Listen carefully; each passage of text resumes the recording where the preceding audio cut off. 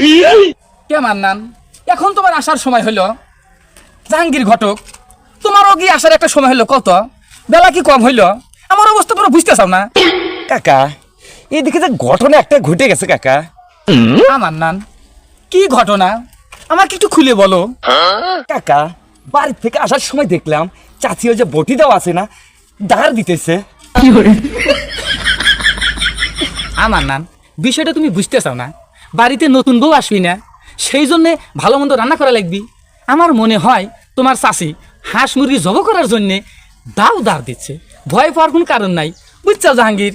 চাচা, আপনি যেটা ভাবতেছেন বিষয়টা কিন্তু তা না। কি বলো মান্নান? তাহলে বিষয়টা কি আমাকে একটু খুলে বলো। বিষয়টা হয়েছে কি কাকা, মহামান্য হাইকোর্ট যেমন রায় দিয়েছে কোনো পুরুষের দ্বিতীয় বিবাহ করতে গেলে ওই প্রথম স্ত্রীর অনুমতির প্রয়োজন হয় না, তেমনি ওই চাষিরও শখের জিনিস কোরবানি দেওয়ার জন্য কারো অনুমতির দরকার নাই। এই জন্যে চাষি দাও ধার দিচ্ছে। মাতব্বর সাহেব, চলেন যাই, দেরি হয়ে যাচ্ছে তো।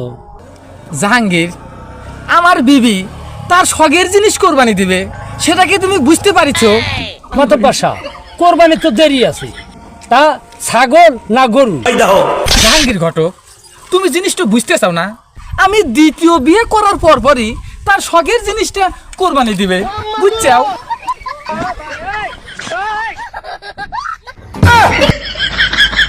মাতব্বর সাহেব, এই বয়সে কোরবানি আর দরকার নাই। আপনিও বাড়ি যান, আমিও বাড়ি যাই।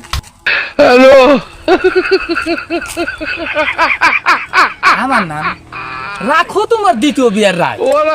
আমার বোধ হয় আর দ্বিতীয় বিয়ে করা হইল না। চলো যাই। চলেন যাই।